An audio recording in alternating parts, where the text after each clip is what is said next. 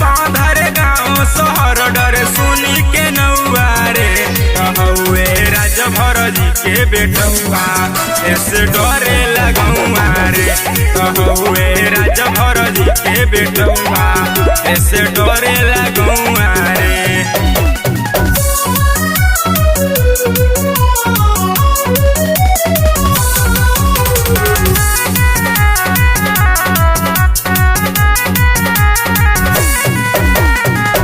तनी तनी बात में इला फाड़ा करेला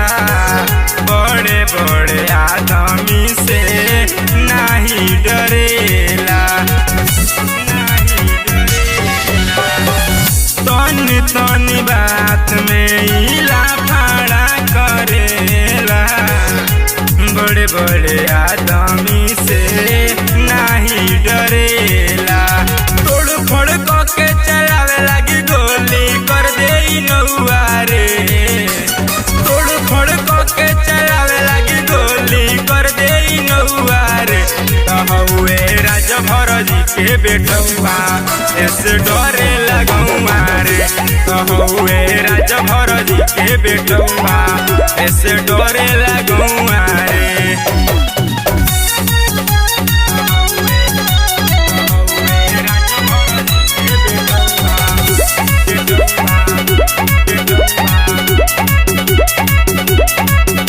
लेके चले साथ में राइफल दुनौलिया थर थर कापे लागे जिला हो सहरिया जिला हो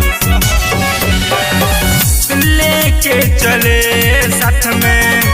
राइफल दुनौलिया थर थर कापे लागे जिला हो सहरिया जे करी रंगदारी राजभर से मानी तोड़ दी पौआ रे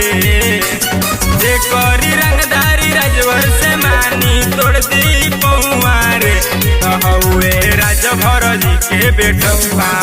ऐसे डरे लगौआ रे कहवे राजभर जी के बेटुआ ऐसे डरे लगौआ रे।